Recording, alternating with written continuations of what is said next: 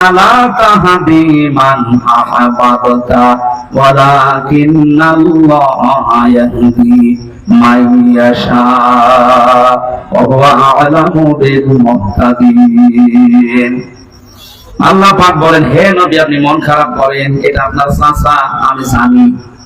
এ সারা জীবন আপনাকে কোলে নিয়ে কাকে নিয়ে চমা দিয়ে দারুণ পালন করেছেন দেখেছি। হেদায়েত আপনার হাতে ছেড়ে দেয়, নিজে যাকে ভালো লাগে তাকে দিয়ে দেবেন।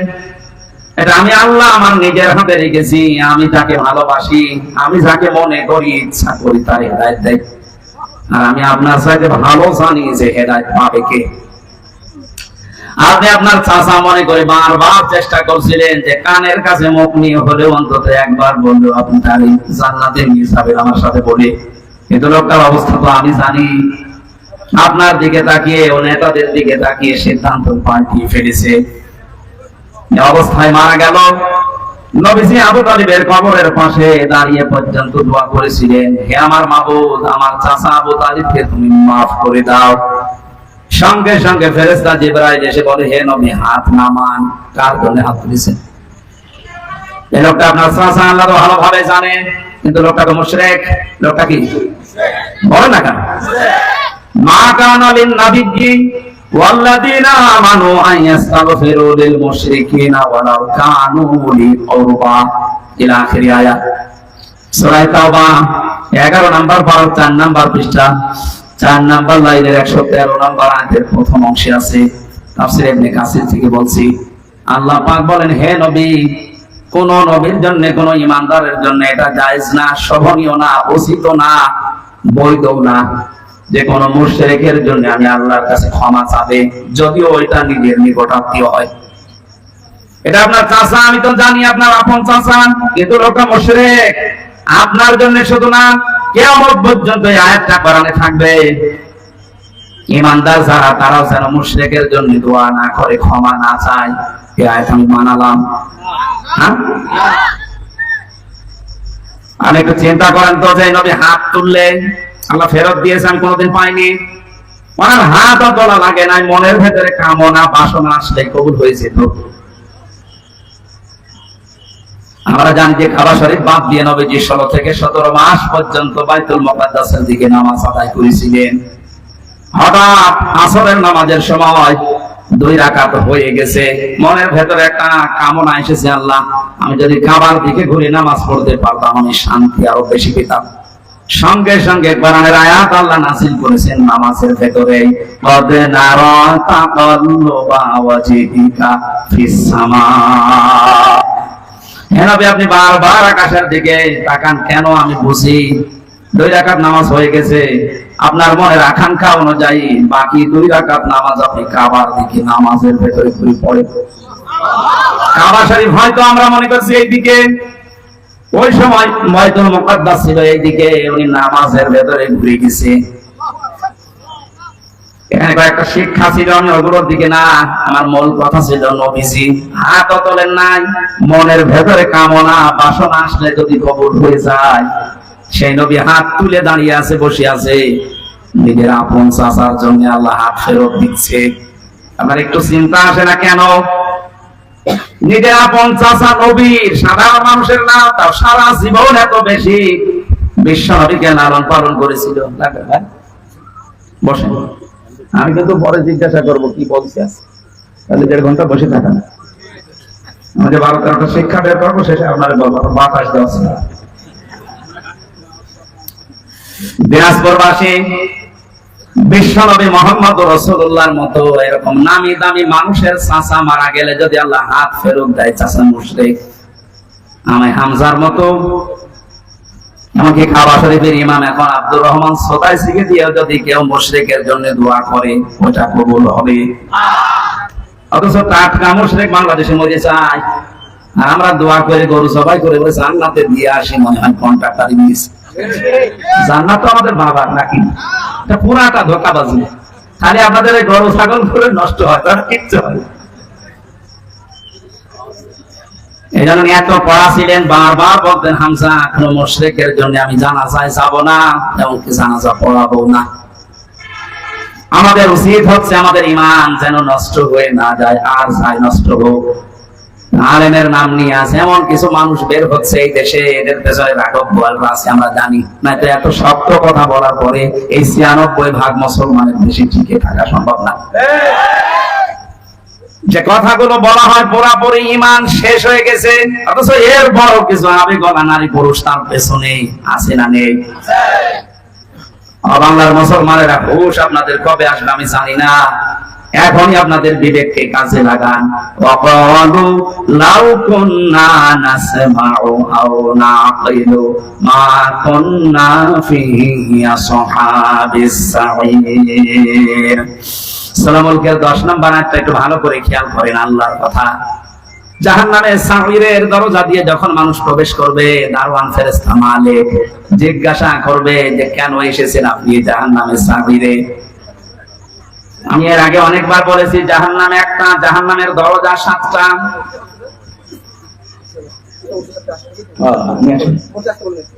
আসেন যারা দায়িত্বে আছেন, এখানার ওসি সম্মানিত ওসি ফরিদুল স্যার পরে আসতেছেন, আসেন আমাদের স্টেজে আসেন, চেয়ারে নিয়ে। আমরা যে কথাটা বলছিলাম, শিরিক যদি কোনো মানুষ করে, এ লোকটা যদি মুশরিক সত্যি সত্যি প্রমাণ হয়ে যায়, এর জানাজা পড়া, এর জন্য দোয়া করা হারাম। আর কেউ যদি জেনে শুনে কোনো হারাম কাজ করে, তার ঈমান নষ্ট হয়ে যায়। এ পর্যন্ত বুঝেছেন? সুতরাং যারা জাতিকে আর শিরিকের দিকে ধাবিত করছে জিকিরের নাম নিয়ে, জিকির হবে কার নামে বলেন তো? আল্লাহ বাদ দিয়ে কেউ যদি আলী বাবা, শাহ আলী বাবা, দয়াল বাবা, পাগলা বাবার নামে জিকির করে, ও শিরিক করছে না? আর শিরিক করলে তাকে বলা হয় মুশরিক। আর মুশরিকের জানাজা পড়া, দোয়া করা জায়েজ আছে? এখন তো ফতোয়া আপনারা দিতে পারবেন। এখানে জিলহজ মাস শুরু হওয়ার পরে নবীজি যে 2 নাম্বার কাজ বেশি করতেন সেটা জিকির, কিন্তু এটা হওয়া লাগবে কার নামে? আরো ধরে জিকিরের শব্দ আমরা কোরআন হাদিসে পেয়েছি মাত্র 4টা, সুবহানাল্লাহ, আলহামদুলিল্লাহ, লা ইলাহা ইল্লাল্লাহু, আল্লাহু আকবার। জিকিরের শব্দ কয়টা বলেন তো? জিকিরের সিস্টেমও আছে 4টা। যেমন তেমন ভাবে যা তা করে আপনি করবেন, এটা ইবাদত হবে না। কারণ এই জিকির তো আর খেলাধুলা জিনিস না, এটা একটা ইবাদত। এটা কি? নামাজে দাঁড়িয়ে যেমন এদিক ওদিকে তাকালে নামাজ হয় না, কথা বললে নামাজ হয় না, হাসলে নামাজ হয় না, হয়? বলেন। নামাজের ভেতরে যদি মন এদিক ওদিকে চলে যায়, আমলে কাসির হয়, তাও নামাজ হয় না। তাহলে ওটা যদি ইবাদত হয়, জিকিরও কি? জিকির যদি ইবাদত মনে করে কেউ করে থাকেন, শব্দ হচ্ছে জিকিরের, আবার বলেন তো কয়টা? বলেন। সিস্টেম 4টা। 1 নম্বরের শব্দ হচ্ছে আযকুর রাব্বাকা ফি নাফসিকা তাদাররুআ ওয়া খিফাতা ওয়া দুনাল জাহরি মিনাল কওলি ইলা আখির আয়াত। সূরা আরাফের 205 নম্বর আয়াতের প্রথম অংশে আছে, হে নবী আপনার রবকে আপনি যখন ডাকবেন মনে মনে ডাকবেন। কিভাবে? মনে মনে। দিনাজপুর মাসে এটা রেকর্ড হচ্ছে, কালকে সারা দুনিয়ায় ছড়াবে। সবাইকে উদ্দেশ্য করে বলছি জিকির যেহেতু ইবাদত, আর জিলহজ মাস আসলে নবীজি এটা বাড়িয়ে দিতেন। সুতরাং পদ্ধতি নেওয়া লাগবে নবীর কাছ থেকে, কোনো বাবার কাছে না। 1 নম্বরের শব্দ কি?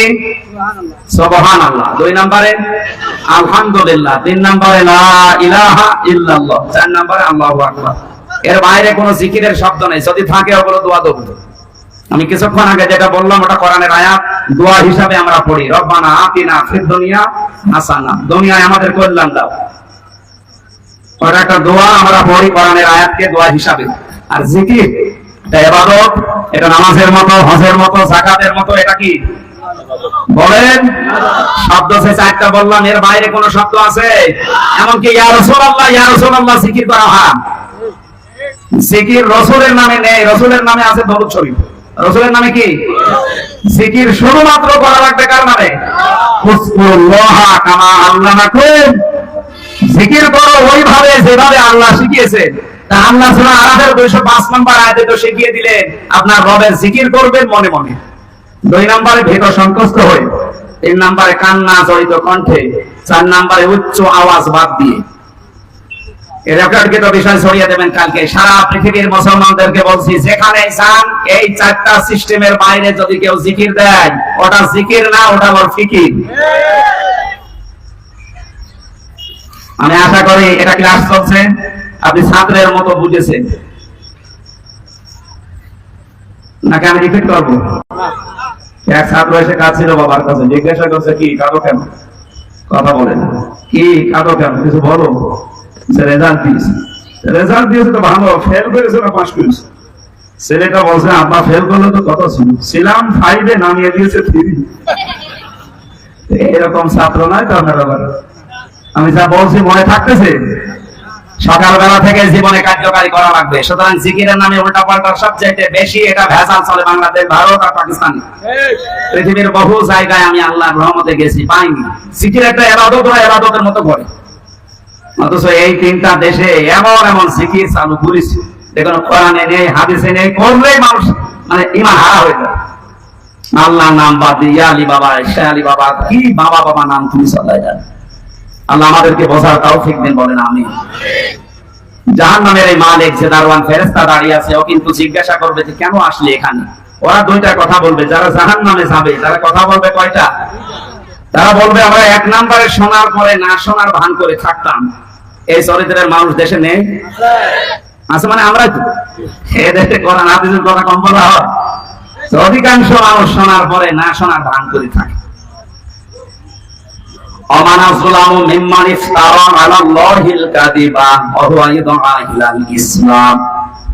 সূরা সাফের 7 নম্বর আয়াতের প্রথম অংশে আল্লাহ জানিয়েছেন, এই পৃথিবীতে আমি আল্লাহর ভাষায় সবচাইতে বড় জালেম হচ্ছে ওই লোকটা যাকে ইসলামের দিকে ডাকা হয়, আহ্বান করা হয়, অথচ এই লোকটা ঘাড় ঘুরিয়ে অন্যদিকে চলে যায়। আর এই চরিত্রের মানুষ আমাদের দেশে বেশি। জাহান্নামের লাশার বর্ণনা পড়েছিলাম কোরআনে কারীমের সূরা মাআরিজে। আল্লাহ পাক জানিয়েছেন, কাল্লা ইন্নাহা লাসাআতাল লিশাওয়া। জাহান্নামের লাশা একটা দরজার নাম। এখানে ওসি সাহেব আছে, চেয়ারম্যান আছে, জেনারেল শিক্ষিত মানুষ ওনারা যদি জিজ্ঞাসা করেন জাহান্নাম কয়টা, আমার মনে হয় এক বাক্যে বলবে 7টা। জিজ্ঞাসা করে দেখেন। অথচ কোরআনে কারিমে, হাদিসে আমি তো কোরআনের উপরে অনার্স মাস্টার্স করেছি, আমি দেখেছি ওরা কোরআনে কোন জায়গায় জাহান্নাম 7টা এ কথা নেই। লাহা সাবাহাতু আবওয়াব, আল্লাহ বলেন জাহান্নামের দরজা 7টা। কয়টা? লিকুল্লি বাবিন মিনহুম জুজউম মাকসুম।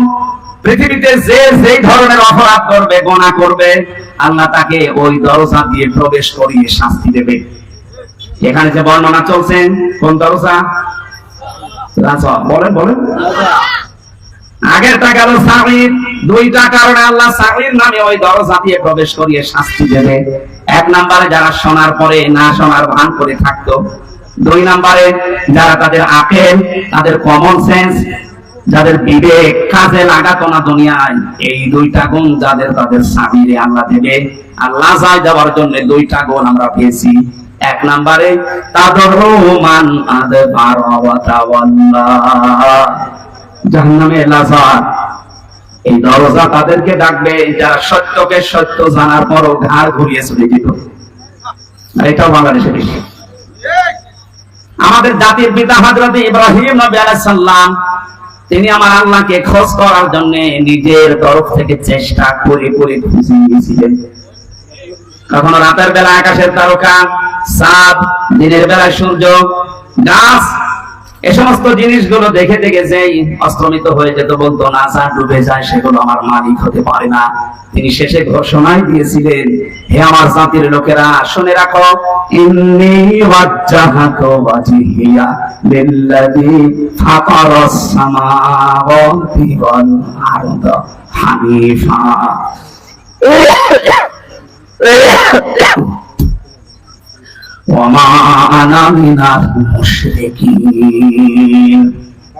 এটা জায়নামাজের দোয়া বলে অনেকে চালায় না, এটা জায়নামাজের দোয়া না।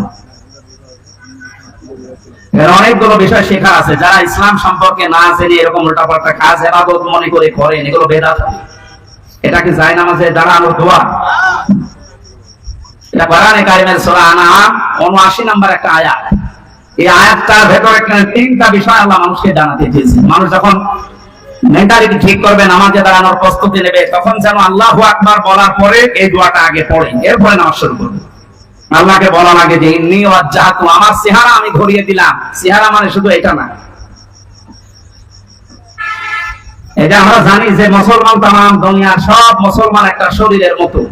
একটা শরীরের মতো কোন জায়গায় যদি আঘাত লাগে শরীরের, মাথা যেমন টের পায়, তাম দুনিয়ার মুসলমানের কোন জায়গায় যদি আঘাত লাগে বাংলাদেশ থেকে অন্তত আপনি এটা টের পাবেন। আমি কয়েকদিন আগে একটা ঘটনা শুনছিলাম, চিত্রনায়ক ছিল মিঠুন, নাম শোনেননি? এরকটা পরবর্তীতে সিনেমা জগৎ ছেড়ে দিয়ে চলচ্চিত্র বাদ দিয়ে চলে আসে ইসলামের লাইনে। ওনার ব্যক্তিগত একটা কাহিনী শুনলাম, একজন মারা গেছে, ওনার কাছে খবর দেওয়ার পরে বলছে একটা লোক বিপদে পড়েছে, পড়ে যাও, মারা গেছে। উনি ইন্না লিল্লাহ পড়লেন না, একটু আফসোস করবেন করেন, কি হয়েছে ভাই আপনার? একজন মারা গেল, বিপদে পড়লো, আপনি ইন্না লিল্লাহ পড়ে বা অন্য কোনো কিছু বলে? বলছে না, আমার মনের ভেতরে তো ওই রকম কিছু আসতেছে না। মুসলিম এখন মুসলিম, মুসলমান মুসলমানের ভাই। নবীজির হাদিস ছিল তাম পৃথিবীর সব মুসলমান একটা শরীরের মতো, শরীরের কোন জায়গায় আঘাত লাগলে যেমন তাম শরীরে খবর হয়ে যায়।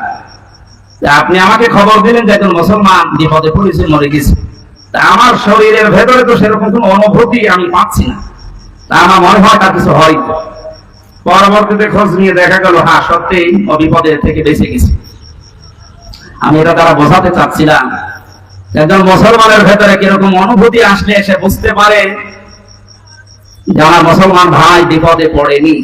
তাম দুনিয়ার মুসলমানেরা যদি আজ নবীর হাদিস অনুযায়ী একটা শরীরের মতো আমরা হতে পারতাম, আমার মনে হয় ফিলিস্তিনে যে অবস্থা চলছে আরো অনেক আগে স্বাধীন হয়ে যেত। আমরা ওই হাদিসটাকে ওই ধাঁচে নিয়ে যেতে পারি। আমার চেহারা বলতে শুধুমাত্র এই মুখমণ্ডল না, আমার ব্যক্তি, পরিবার, সমাজ, রাষ্ট্র প্রত্যেকটা একটা চেহারা, প্রত্যেকটা কি এই চেহারা গুলো আমি সব আজ ঘুরিয়ে দিলাম আল্লাহ তোমার দিকে। তুমি আসমান আর জমিন বানিয়েছো, আমি খেলা করার জন্য, লোক দেখানোর জন্য না, হানিফা একনিষ্ঠ ভাবে আমি ঘুরিয়েছি। এখন আমি আর কারোর দিকে নেই, আমি চীনের দিকে নেই, আমেরিকার দিকে নেই, রাশিয়ার দিকে নেই, ভারতের দিকে নেই, আমি আছি তোমার দিকে। এই কথা বলে মানুষ একটা নামাজে দাঁড়ায় আল্লাহু আকবার বলার পরে এই কথা বলতেছে, কোন জায়গায় আছে আপনি টের পাচ্ছেন? আল্লাহর সামনে সরাসরি দাঁড়িয়ে আমান আমিনাল মুশরিকিন, আর বলছে আল্লাহ আমি তো মুশরিক না। জাতির পিতা হযরত ইব্রাহিম আল্লাহকে খোঁজ করে করে তিনি পেয়েছিলেন, আর আমাদেরকে ইসলামের নিয়ম নীতিগুলো চোখে আঙ্গুল দিয়ে দেখিয়ে দিলেও আমরা অনেকে মানতে চাই না। আমি এটা বোঝাতে চাচ্ছিলাম, জাহান্নামে লাজার এই দরজা তো তাদের ডাকবে যে মানুষগুলোকে সত্য জানার বড় যারা অহংকার করে ঘাড় ঘুরিয়ে দুনিয়া থেকে মুখ ফিরিয়ে চলে। আর এটা দিন দিন এদেশে বেড়ে যাচ্ছে। যারা মাল সম্পদ জমা করে আর এগুলো সংরক্ষণ করা যায় কি করে সেই চেষ্টায় থাকে সবসময়। এই আয়াতের তাফসীর অনুযায়ী দুইটা কথা খুব গোপনে বলছি, মাইক বাদ দিয়ে বলবো না। কোরআনে কারিমে আল্লাহ রাব্বুল আলামিন জানিয়েছেন মান আ'রাদা আন যিকরি ফাইন্না লাহু মাঈশাতান দানকা ওয়া নাহশুরুহু ইয়াওমাল কিয়ামাতি আ'মা। সূরা তাহা 124 নম্বর আয়াতে আল্লাহ পাক জানিয়েছেন আল্লাহর বিধান, আল্লাহর আইন বাদ দিয়ে পৃথিবীতে কেউ যদি উপায় করে, টাকা পয়সা কামাই করে, ইনকাম করে, দুইটা ক্ষতি হবে তার। এক নাম্বার, আল্লাহ তার দুনিয়ার জীবনটা দঙ্কা সংকীর্ণ করে দেবে। দঙ্কা শব্দের যতগুলো ব্যাখ্যা আমি পেয়েছি বিভিন্ন তাফসিরে, বিশেষ করে ফি জিলাল কোরআন সাইয়্যিদ কুতুব রাহমাতুল্লাহ আলাইহি, মানে দঙ্কার ব্যাখ্যায় 7টা বিষয় তুলে এনেছেন। আপনারা শুনতেছেন নাকি আমি মাছের কাহিনী শুরু করব? না না, আমার মাছের কাহিনী মুখস্থ আছে, আমি বলি আপনারা তা ধরে বসে থাকেন। এটা ক্লাস চলছে, বললাম 1 ঘন্টা কোরআনের একটা ক্লাস চলছে, ক্লাসের মতো আরো অ্যাক্টিভ হয়ে থাকে। সব বাদ দেন, যারা ইনকাম করবে অবৈধ দুনিয়াতে উল্টা পাল্টা, তাদের এই ইনকামের বিষয়ে দঙ্কা দিয়েছেন আল্লাহ। কি দিয়েছেন? এটা মনে হয় ফেরেশতাদের জন্য। কাদের জন্য? যেহেতু ইনকাম উপায় আমরা করি, আর কোরআন আল্লাহ আমাদের উপরে নাযিল করেছে, আর এই কোরআনে এই আয়াত আছে সূরা তাহা 19 নম্বর পৃষ্ঠা 124 নম্বর আয়াত।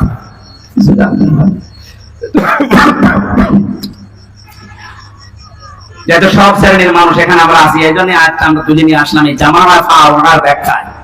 যারা অবৈধ ইনকাম করছেন, আপনি মনে করছেন আমরা এই মাত্র 5000 মানুষ শুনছি, না, এটা এখন তাম দুনিয়ায় ছড়াচ্ছে। সবাইকে উদ্দেশ্য করে বলছে যারা অবৈধ ইনকাম এখনো থামাননি, থামেন। টাকা পয়সা যারা জমা করতে আছেন, আর রক্ষণ করবেন কি করে, সংরক্ষণ করে রাখবে, এই চিন্তায় আছেন না, আপনি পারবেন না। তাহলে আল্লাহর দঙ্কা এই শব্দটা মিথ্যা হয়ে যাবে। আল্লাহ তার কোরআনকে দুনিয়ায় মিথ্যা প্রমাণ করবে, বলেন? সুতরাং এর ভেতরে যা আছে কার্যকর 100 ভাগ হবে, আর এটা হচ্ছে আপনাকে আমি দেখাচ্ছিলাম। দঙ্কা কয়টা ব্যাখ্যা বললাম, বলেন বলেন। 1 নম্বরে দুনিয়ার চর্ম চোখে আপনি দেখতে পাবেন আয় উন্নতি ভালোই হচ্ছে, বিভিন্ন লাইন দিয়ে অর্থ সম্পদ, টাকা পয়সা, বাড়ি গাড়ি, ব্যাংক ব্যালেন্স হয়ে যাচ্ছে। টাকা আসবে হয়তো আপনার 10 লাইন দিয়ে। আল্লাহ বলেন আমার আইন, আমার বিধান, আমার জিকির বাদ দিয়ে যদি ওগুলো উপায় হয়, আমার ওই টাকা ব্যয় হবে 15 লাইন দিয়ে। ওগুলো আসবে হয়তো 10 লাইন দিয়ে, বাজারের টাকা, ব্রিজের টাকা, কারখানার টাকা, কত জায়গায় আপনি সব সেট করে রেখেছেন, শুধু নিজে কিছু করেন না, ফেরেশতা সেট করা আছে। মাসে মাসে ওখান থেকে আপনার অ্যাকাউন্টে টাকা আসতে আছে, আসবে 10 লাইন দিয়ে, যাবে 15 লাইন দিয়ে। 2 নম্বরের ব্যাখ্যা, যারা অবৈধ ইনকাম করেন তাদের এই অবৈধ জিনিস আল্লাহ দুনিয়াতে তাদের ভোগ করতে দেয় না। এটা যে দেয় না তার প্রমাণ বাংলাদেশে নেই, নাম ধরা লাগবে। সাবেক এই লোকটা গোপালগঞ্জের 4 ভাগের 1 ভাগ নিচে কিনে নিয়েছিল, অথচ ওনার যা বেতন, উনি যদি মরণ পর্যন্ত বেতন পায় তাও তো এই জমি কিনা সম্ভব না। একটা জেলার 4 ভাগের 1 ভাগ যদি একজনের হয়, তা আমরা কি ঘাস কাটছি? বলেন, এই লোকটার এখন কি আছে? সব হাইকোর্টের মাধ্যমে সরকার নিয়েছে, বাইরে যা ছিল সেগুলো তো বাজেয়াপ্ত। আমার মনে হয় এখন যদি অবস্থায় থাকে, কয়েকদিন পরে দুদক দেখেছি, সেসব ভিক্ষা করা না লাগে। দঙ্কায় আল্লাহর যে কথা ছিল যে দুনিয়ায় অবৈধ ইনকাম যারা করে ওদের ওই সম্পদ আল্লাহ দুনিয়ায় ভোগ করতে দেয় না, এটা কি আমেরিকায় যে ব্যাখ্যা করা লাগবে? এ দেশে ব্যাখ্যা শুনে বোঝা যাচ্ছে না? দুনিয়ায় যারা 3 নম্বরের ব্যাখ্যা, যারা পৃথিবীর ময়দান থেকে এভাবে উপায় করে, ওদেরকে আল্লাহ অপমৃত্যু দেয়। মানুষগুলো তো ইমান নসিব হয় না, এমন মৃত্যু হয় দুনিয়া আটকে ওঠে। আমার ঝিনাইদার একজন কয়েকদিন আগে গেছে, 200 কোটি টাকার মামলা। আপনি মনে করেন কি যে 200 কোটি টাকা আর এই মুরব্বীরা যদি এখন থেকে বসিয়ে দেন, মরণ পর্যন্ত শুধু গুনতে থাকবে, সে করতে পারবে না। 200 কোটি, এটা মানুষের কয় টাকা লাগে এই দুনিয়া চলতে? বলেন। মামলা হওয়ার পরে কি হয়েছে দেখেছেন? লাশের টুকরো খুঁজে পাওয়া যাচ্ছে। তার মেয়ে এখন কান্নাকাটি করছে, একটা টুকরো অন্তত দেন, অন্তত লাশটা মনে করে দাফন করি, জানাজা পড়ান, তাও পাচ্ছে। কয়েকদিন আগে ভারতের কলকাতার একটা খেজুর গাছে নাকি 2টো বিসি ঝুলেছিল, অনেকে বলছে এইটা এই লোকের বিসি। আমি দেখলাম ফেসবুকে যে বিসি মানুষের অত বড় হওয়ার কথা না, এর ছাগলের বিসি হবে। হয়তো ছাগল জবাই করে বিসি ঝুলিয়ে দিচ্ছে। কোন জায়গায় আল্লাহ নাম গেছে? আপনি টাকা, আপনি এখনো অবৈধ ইনকাম বন্ধ করেন না, ওটা পাতা মামলা দিয়ে মানুষকে আপনি কালার করে দিন। এইগুলো করেন না। যারা মানুষের নামে মিথ্যা মামলা দেন, মানুষকে হয়রানি করেন, এর মাধ্যমে জুলুমের মাধ্যমে অবৈধ টাকা ইনকাম করেন, টাকা আপনি ভোগ করে যেতে পারবেন না। যদি করতে পারেন তাহলে এই আয়াত মিথ্যা হয়ে যাবে, কোরআন শরীফ জীবনও মিথ্যা হবে না। 2 নম্বর, আপনার অপমৃত্যু হবে, আপনি ঈমান নিয়ে যেতে পারবেন না, বেঈমান হয়ে মরবেন। এগুলো আল্লাহ একটা একটা করে দেখাচ্ছে। এইরকম চোখে আঙ্গুল দিয়ে দেখিয়েও যদি আমাদের পরিবর্তন না আসে, তারপর কবে হুঁশ আসবে আমাদের? আমার দাদা মারা গেছে, আমি জেলখানায় থাকতে, উনি মাঝে মাঝে বলতো যে গন্ডা, এর চামড়া এত মোটা, এটা কাঁটো কুতু দিলে নাকি 3 দিন পরে টের পায় যে কাঁটো কুতু লেগেছে। এক লোক শ্বশুর বাড়ি যাচ্ছে, রাস্তা পর এক গন্ডা কাঁটো কুতু দিয়েছে। কিন্তু আমার কাঁটো কুতু দিলে আমি হাসি, আর এ হাসে না কেন? 3 দিন শ্বশুর বাড়ি থাকার পরে আসার সময় দেখছে হ্যাঁ গন্ডা হাসতেছে। বলছে বন্ধু, তোমার 3 দিন আগে কাঁটো কুতু দিয়েছি আমি, তখন তো তুমি হাসলে না, আজকে হাসতেছো। গন্ডার নিজের ভাষায় বলছে, ভাই 3 দিন আগে যখন আপনি দিলেন, 3 দিন সময় লেগেছে চামড়া ভেদ করে আমার শরীরে কাঁটো কুতু লাগে। গন্ডারের কাঁটো কুতু লাগে কয়েকদিন পর, আমাদের সাথে সাথে। আমি আজ 12-13 বছর কাঁটো কুতু দিচ্ছি, তারপরে তো আমার জাতি হুঁশ হয়। সেই বিশ্ববিদ্যালয়ে 10 সালে ভর্তি হওয়ার পরে আমি মনে হয় 11-12 সাল থেকে এই বাসের মাহফিলে, এই 12 সাল থেকে 24 সাল, এই 12 বছর, কত 3 বছর না ছিলাম ভেতরে, 9 বছর তো কাঁটো কুতু দিয়েছি বিভিন্ন কায়দায়। কই জাতি তো কোনো পরিবর্তন নেই। অবৈধ ইনকাম কি কমেছে? এমনকি আমাদের ধরার পর আমার বাবার কাছ থেকে টাকা নিচ্ছে। কই অবৈধ ইনকাম তো কমছে না। আর আমার মনে হয় আয়াতের উপর আমাদের এখনো 100% বিশ্বাস হয়, ভাষা বিশ্বাস আছে। এখানে লাজায় যাওয়ার যে কারণগুলো বললাম এগুলো যেন আমাদের ভেতরে থাকলে আমরা এখন থেমে যাই। সাগরে যাওয়ার যে কারণগুলো বলছি এগুলো থাকলে যেন আমরা থেমে যাই। আল্লাহ আমাদের আমল করার তৌফিক দাও, আমিন। আরো জোরে বলেন আমার ভাইরা। জিলহজ মাস যেহেতু শুরু হয়ে গেছে, নবীজি যেভাবে জিকির করতেন, আর যারা জাতিকে জিকিরের নাম নিয়ে মুশরিক বানাচ্ছেন, শিরকের দিকে ধাবিত করছেন, তারা থামেন। জিলহজ মাসের 3 নাম্বার আমল, নবীজি এই মাস আসলেই ঘোষণা দিতেন যাদের সামর্থ্য আছে তারা যেন অবশ্যই কোরবানি করে। কি করে? বলে বল কোরবানি। এই শব্দটা সে জন্মের পর থেকে শুনছি, কোরবানি কি, এটা এর ইতিহাস কি, কোথা থেকে এসেছে, এটা শুরু হয়েছে কোন দিন থেকে? অধিকাংশ মানুষ আমরা ইব্রাহিম আলাইহিস সালামের জীবন থেকে মনে করে কোরবানি পেয়েছি। হযরত ইব্রাহিম আলাইহিস সালাম তার সন্তানকে জবাই করছে, কোরবানি দিচ্ছে ইসমাইলকে, এটা থেকে আমরা জানি না কোরবানি শুরু হয়েছে এসে দুনিয়া শুরুর পর থেকে। ওইটাই আল্লাহ তেলাওয়াত করে আমাদেরকে শুনিয়েছেন নবীর মাধ্যমে। আল্লাহ পাক বলেন সূরা মায়েদা 27 নাম্বার আয়াতটা আমরা পড়েছি, এখান থেকে আমরা কয়েকটা কমপক্ষে 12টা শিক্ষা বের করব আজকে। আপনারা থাকবেন তো কিছু সময়? ঠিক আছে। যেটা একটা নতুন বিষয় বোঝার জন্য একটু মন মানসিকতা এদিকে দিয়ে রাখবেন। জন্মের পর থেকে যারা কোরবানি শোনেন, শুধু ইব্রাহিম ইসমাইল নবী না, জন্মের পরে না, এই পৃথিবী তৈরি হওয়ার পর থেকে কোরবানির সিস্টেম চলে আসতেছে। হয়তো এক এক নবীর সময় এক এক রকম সিস্টেম ছিল। হযরত আদম আলাইহিস সালামের 2 সন্তানের ব্যাপারে আল্লাহ বলেন, হে নবী আপনি আপনার উম্মতদের সামনে এই আয়াত তেলাওয়াত করে শোনান। দিনাজপুরবাসী আল্লাহর নবী মুহাম্মদ রাসূলুল্লাহ যদি এখন বেঁচে থাকতেন, সেই দিনাজপুরের 5 বাড়িয়ে রাস্তার পাশ দিয়ে যদি এখন হেঁটে যেতেন, এই ময়দানে যদি এতগুলো উম্মত দেখতেন, এখানে বসে বসে উনি এই আয়াত তেলাওয়াত করে শোনাতেন। কারণ সামনে এখন এই বিষয়গুলো আমাদের আছে, কোরবানি। কোরআনে কারীম থেকে এবার বলছি, জবান খুলে বলেন, শয়তান যেন আশপাশে থাকলেও দূরে চলে যায়। আউযু বিল্লাহি মিনাশ শাইতানির রাজিম। বিসমিল্লাহির রহমানির রহিম। وَاتْلُ عَلَيْهِمْ نَبَأَ ابْنَيْ آدَمَ بِالْحَقِّ إلى آخر আয়াত। সূরা মায়েদা কোন সূরা? বলেন মায়েদা মানে দস্তরখানা। মায়েদা মানে কি? 120টা আয়াত আছে, 16টা রুকু আছে। আমরা মাত্র একটা আয়াত 27 নাম্বার আয়াতের 1 ভাগ পড়েছি 4 ভাগে।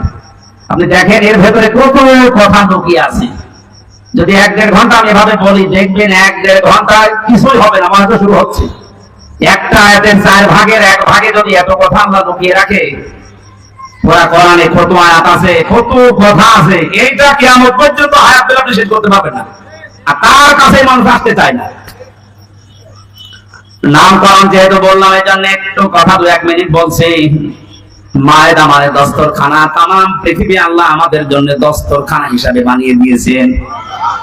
নবীজি আয়াতের ব্যাখ্যা করতে গিয়ে আমি ফি জিলালিল কোরআনে পেয়েছি, বিশ্বনবী মুহাম্মদ রাসূলুল্লাহ সাল্লাল্লাহু আলাইহি ওয়াসাল্লাম বলেন, কেউ যদি দস্তরখানা বিছিয়ে খাবার খায়, পড়ে যাওয়া খাবারগুলো যদি কেউ খেতে পারে দস্তরখানায়, তাহলে তার জান্নাতের হুরের মহরা আদায় হয়ে যায়। এই কথা বুঝলে সত্যি বলছেন তো? দস্তরখানায় পড়ে যাওয়া খাবার উঠিয়ে খেলে জান্নাতের হুরের মহর আদায় হয়। আপনি এখন মরেননি, জান্নাত পাবেন কিনা গ্যারান্টিও নেই। অথচ 1000 বছর আগে নবীজি এই কথা আমাদেরকে শুনিয়েছেন যে দস্তরখানায় পড়ে যাওয়া খাবার উঠিয়ে খেলে জান্নাতের হুরের মহর আদায় হয়। তাহলে আমলটা যদি আজকে থেকে শুরু করি, বিশ্বাস অন্তত করতে পারবো যে আমি আর যাই হোক জান্নাত পাবো না। তো নবীজি এই কথা বলতেন। দ্বিতীয় নম্বরে, আমাদের এই শরীরের ভেতরে 360টা হাড় আছে, জোড়া দেওয়া আছে, জয়েন্ট দেওয়া আছে। আল্লাহর নবী বলেন, সাহাবীরা তোমরা প্রতিদিন 360টা এই জোড়া আছে এই জোড়া রগের হাড়ের সাদগা আদায় করবা। সাহাবীরা বলেন, হুজুর আমরা এত গরিব মানুষ, প্রতিদিন সাদগা করবো, টাকা পাবো কোথায়? নবীজি বলেন, 2টা কাজ করবা দুনিয়ায়, তাহলে 360টা হাড়ের সাদগা আদায় হয়ে যাবে। 1 নম্বরে, মসজিদে যদি কোনো ময়লা আবর্জনা থুথু নালা এরকম কিছু পড়ে থাকে, কারো উপরে না তাকিয়ে নিজের দায়িত্ব মনে করে ওটা ফেলে দিবা। অথচ এই দায়িত্ব এখন শুধু ইমামের, মুয়াজ্জিনের আর খাদেমের। এই হাদিসকে শুধু ইমাম, মুয়াজ্জিন, খাদেমরা মানবে আর আমরা আল্লাহর ওলি হয়ে গেছি। আজকে থেকে এই যে হাড়গুলো জয়েন্ট, আপনি কি মনে করছেন এমনি এমনি জয়েন্ট গুলো আল্লাহ দিয়েছে? এভাবে যদি সোজা থাকতো দুনিয়ায় কিছুই ধরতে পারতেন না। এত সুন্দর করে আমার আল্লাহ একটা জিনিস ধরার জন্য 360টা জোড়া দিয়ে দিয়েছে। এগুলো তো সাদগা আদায় করা লাগবে।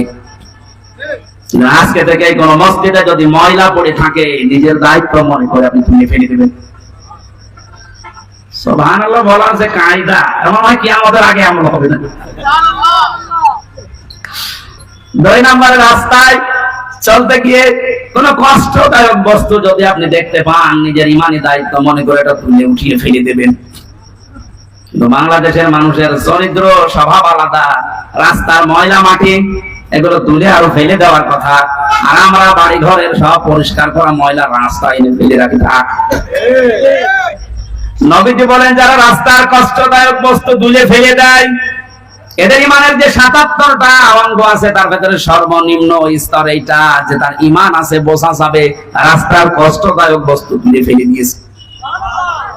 আর আমরা আরো যদি রাস্তায় কষ্ট দেওয়ার জন্য ময়লা মাটি এনে ফেলে রাখি, আমাদের ইমান আছে আমরা কোন চিহ্ন দিয়ে বোঝাবো? এখন যদি বলেন আমার দাঁড়িয়ে আছে, আরে ভাই রবীন্দ্রনাথ ঠাকুরেরও দাঁড়িয়ে ছিল, আমার জুব্বা আছে, আবু সাইদের জুব্বা ছিল না। আপনি মনে মনে করেন আমি ইমানদার, আমি মসজিদের দিনাজপুরের সভাপতি, আর আবু জাহেল ছিল কাবা ঘরের সভাপতি। ইমান বোঝাতে হলে 77টা বিষয় আপনাকে জানা লাগবে। প্রথম হচ্ছে লা ইলাহা ইল্লাল্লাহর ঘোষণা দেওয়া, সর্বনিম্ন হচ্ছে রাস্তা কষ্টদায়ক বস্তু তুলে ফেলে দেওয়া। নবীজি বলেন যদিও তুলে ফেলে দিতে পারে তাহলে বসবে সে যেন তার ভেতরে ঈমান আছে। পৃথিবীর মানুষেরা 750 কোটি মানুষ এখন, মুসলমানদের নবীর এই হাদিসের দিকে তাকান। রাস্তার কষ্টদায়ক বস্তু তুলে ফেলে দেওয়া যে মুসলমানের ইমানের সর্বনিম্ন স্তর চিহ্ন, সেই মুসলমানদেরকে মানুষকে কষ্ট দেবে, এটা আপনারা মানেন কি করে? কিছু হলে আমাদের উপরে দোষ চাপিয়ে দেন।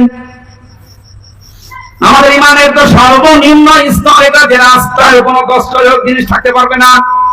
আর আমাদেরকে দুনিয়ায় কষ্টদায়ক যত দুনিয়ায় সবকিছুর মূলে আপনারা আমাদেরকে রেখেছেন, কিছু হলেই আমাদের দোষ। সুতরাং বুঝতে হবে যারা মানুষকে কষ্ট দেওয়ার জন্য কাজ করে এরা নবীর উম্মত, মুসলমান না, এরা অন্য কিছু। সূরা মায়েদার যে নামকরণ শুনলেন, এখান থেকে আপনি কি পেলেন বলেন তো? আজকে থেকে আমলটা শুরু করা দরকার। দুনিয়া আল্লাহ মায়েদা দস্তরখানা হিসাবে আমাদের সামনে উপস্থাপন করে দিয়েছেন। দস্তরখানার যেমন বিভিন্ন জায়গায় খাবারগুলো আমার আল্লাহ আমরা সেট করে রাখি, তামাম দুনিয়া মনে হচ্ছে আমাদের জন্য খাবারের একটা প্লেট। এই কথা বলে দেখেন, বাংলাদেশের দিকে তাকান, এক এক এলাকাকে আল্লাহ এক একটা প্লেটে যেমন 4-5 রকমের খাবার দেয়, এই বাংলাদেশটাতেও আমার আল্লাহ এক একটা অঞ্চলকে খাবারের প্লেট ওইভাবে সাজিয়েছে। দিনাজপুরে যেভাবে লিচু হয়, আমাদের কুষ্টিয়াতে মেহেরপুরে চুয়াডাঙ্গায় আপনি পাবেন না। আমাদের এলাকায় যেটা হয় এটা এখানে পাওয়া যাবে না। তামাক ছাগলেও খায় না, অথচ দিনাজপুরের লোকেরা খায়। এই যে রংপুরে আকিস গ্রুপের, এরপরে লালমনিরহাটে আকিস গ্রুপের যে বিশাল ভান্ডার, এগুলো তৈরি হচ্ছে আপনাদের এলাকায়, তারা না খেয়ে অন্তত ছাড়েন না। বিড়ি যারা খাচ্ছেন, এই বদ অভ্যাসটা আজকে আল্লাহর জন্য বাদ দিয়ে দেবেন। কারা কারা বাদ দিতে পারবেন দেখি?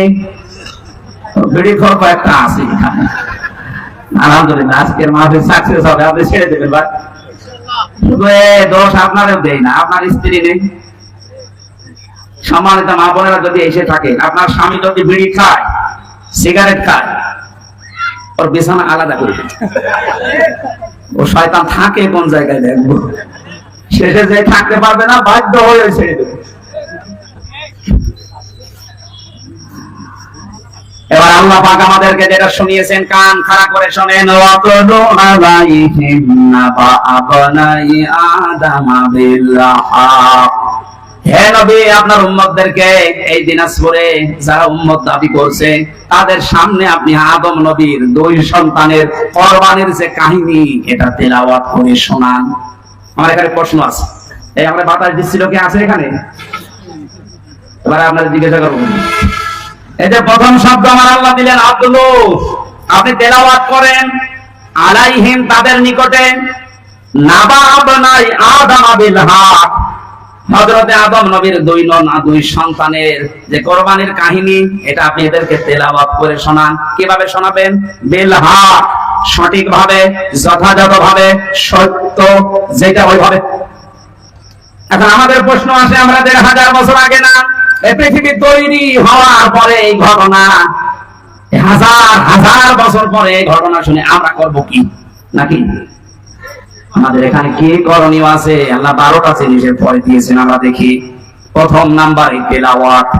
কি শব্দ দিয়েছেন? আরো জোরে বলেন। আমি যদি নাকি মুরব্বীকে বলি তেলাওয়াত করেছেন আজকে, উনি বলবে হ্যাঁ। কি বলেছে তেলাওয়াতে? হয়তো আলাম তারা কাইফা ফাআলা রাব্বুকা বিআসহাবিল ফিল আলাম ইয়াজআল কায়দাহুম ফি তাদলিল ওয়া আরসালা আলাইহিম তায়রান আবাবিল। তেলাওয়াত হয়েছে? কথা বুঝতেছেন? আল্লাহর প্রথম শব্দ ওয়াদলু, আপনি তেলাওয়াত করে শোনান আপনার উম্মতদেরকে। তো ওনারে বললাম তেলাওয়াত করেছেন আজকে, উনি তো এই সূরাটা মনে করেন শোনাইছে, তেলাওয়াত হয়েছে? না না। কোরআনে 3টা শব্দ আমি পেয়েছি কোরআন পড়ার ব্যাপারে, তালাওয়া। অভিধান ব্যাখ্যা যারা আছে, এই 3টা শব্দের ব্যাখ্যা লিখেছেন। কেউ যদি কোনো কিছু তেলাওয়াত করতে চায়, তার 4টা হক আদায় করা লাগবে। 1 নাম্বার, ওটাকে শুদ্ধ করে পড়া লাগবে। 2 নাম্বার, ওটা বুঝতে হবে আপনাকে। 3 নাম্বার, ওই বোঝা বিষয়ের উপরে আপনার প্র্যাকটিক্যাল লাইফে আমল থাকা লাগবে। 4 নাম্বারে, ওইটা যেন মানুষ মানতে পারে এই ব্যবস্থা করে দেওয়া লাগবে। তাহলে অনেকে শুদ্ধ করে হয়তো তেলাওয়াত করেছে। দ্বিতীয় নম্বরটা একবার বলেন কেন নেই। 3 নাম্বারটা যতটুকু বুঝেছে ততটুকু আর প্র্যাকটিক্যাল লাইফে থাকবে। উনি তেলাওয়াত করেছিল আলামিয়া জানু কায়দাহুম ফি তাদলিল। হে নবী, আপনি কি তাদের দিকে তাকিয়েছেন? আল্লাহ হাদিওয়ালাদের সাথে কি ব্যবহার করেছিলেন? তাদের সমস্ত ষড়যন্ত্র আমার আল্লাহ কি নস্যাৎ করে দেয়নি? কায়দাহুম, কায়দা মানে কি? কায়দা বলি না আমরা, কায়দা করেছো, এই কায়দা মানে ষড়যন্ত্র। আল্লাহকে তাদের ষড়যন্ত্র নস্যাৎ করে দেয়নি। এটা উনি পড়ার পরে মনের ভেতরে 100 ভাগ দৃঢ় বিশ্বাস লাগবে। কাবা ঘর যেভাবে আমার আল্লাহ রক্ষা করেছিলেন ষড়যন্ত্র থেকে আব্রাহার এই হাতিওয়ালা বাহিনীর, তামাম পৃথিবীতে মুসলমানদেরকে, এই ইসলামকে আল্লাহ কিয়ামত পর্যন্ত ভাবে রক্ষা করবে। আজ আমরা ইসলামের দুরবস্থা থেকে অনেকে এই সাইড কেটে চলে যাচ্ছে, দিনকাল ভালো না। তাতে কি বললেন? কোরআনের আয়াতের উপর তো আপনার 100 ভাগ বিশ্বাস এখনো আসেনি, তার মানে আপনার তেলাওয়াত হয়নি। নবীজিকে আল্লাহ বললেন আপনি তেলাওয়াত করে শোনান। তেলাওয়াত করলেই তার মানে আপনি বুঝবেন যে কি আল্লাহ বলতে চায়। হযরত আদম আলাইহিস সালামের যে শরীয়ত আমরা শুনেছি, ওই সময় সন্তান হতো জোড়া জোড়া করে, আগের পক্ষের আর পরের পক্ষের একটা একটা করে তিনি বিবাহ দিতেন। যে মেয়েটাকে বিবাহ করার কথা, তাসলিমা আর আকলিমা, হাবিলের সাথে যেটা সেটা সুন্দর ছিল, কাবিলের সাথে যেটা ওটা চেহারা অত ভালো ছিল না। সেই পৃথিবীর শুরু থেকে মেয়েদের চেহারার উপরে মানুষের একটা চাহিদা আল্লাহ তৈরি করে দিয়েছে। এটা আমি বানালাম নাকি? সূরা আলে ইমরানের 14 নম্বর আয়াতে আল্লাহ দলিল দিয়েছেন, সুজ্জিনা লিন-নাসি হুব্বুশ শাহাওয়াতি মিনান নিসা। আমি ভালোবাসা, আকর্ষণ, মহব্বত এরকম কিছু তৈরি করে দিয়েছি, শোভনীয় বানিয়ে দিয়েছি তোমাদের কাছে 9টা জিনিসকে। তার 1 নম্বরে তোমাদের স্ত্রী, মেয়ে লোক। মেয়ে লোকের চেহারার সাথে পুরুষের আকর্ষণ এই সৃষ্টি করেছেন কে? আল্লাহ। আমাদের আদি পিতা হযরতে আদমকে আল্লাহ যখন বানিয়েছিলেন, জান্নাতের ভেতরে তার সব নিয়ামত ওকে ছিল, কিন্তু মনের ভেতরে তার শান্তি কাঙ্ক্ষিত মানের পাচ্ছিলেন না। আমার আল্লাহ মনের ভাব বোঝার কারণে তন্দ্রা দিয়ে তার বাম পাথরের হাত খুলে একটা নারীকে আল্লাহ বানিয়েছিলেন, হযরত হাওয়া আলাইহিস সালাম। এটা ইবনে কাসিরে আছে। এই পৃথিবীতে 4 জন মহিলাকে আল্লাহ সবচেয়ে বেশি সুন্দরী বানিয়েছেন। তার ভেতরে 1 নম্বরে আমাদের আদি মাতা হযরত হাওয়া আলাইহিস সালাম। এত সুন্দর করে আল্লাহ দুনিয়াতে আর কাউকে বানাননি। 2 নম্বরে হযরত বিলকিস, এত সুন্দর ছিল। 3 নম্বরে ইব্রাহিম আলাইহিস সালামের প্রথম স্ত্রী হযরতে সারা, 4 নম্বরে ইউসুফ নবীর স্ত্রী হযরতে জুলাইখা। যদিও অনেকেই কেউ কেউ হযরতে ফাতিমাতুজ জোহরার কথা জানিয়েছেন, কিন্তু আগের 4টাই প্রসিদ্ধ। হাওয়া আলাইহিস সালাম, বিলকিস, সারা, জুলাইখা, এত সুন্দর করে আমার আল্লাহ তাদেরকে বানিয়েছেন, কিয়ামত পর্যন্ত অত সুন্দরী মানুষ আর আসবে না। পরিমণিত কি কিছু হয় না, তার মানে তো সরাসরি আমি জেলখানার পাশে দেখেছি। হযরতে হাওয়াকে এত সুন্দর করে আল্লাহ বানিয়েছেন। আদম নবী তন্দ্রা অবস্থায় ছিলেন, ঘুম থেকে উঠেই দেখলেন বাম পাশে কি গো, তিনি ধরতে যাচ্ছিলেন আর তাকিয়েছেন। আল্লাহ পাক আদেশ দিলেন তাকানো যাবে না, ধরা যাবে না। হযরতে আদম নবী আলাইহিস সালাম বলে, আল্লাহ তাকানো যাবে, ধরা যাবে, কি করলে আপনি সেই কায়দা বলেন। আল্লাহ রাব্বুল আলামিন বলেন,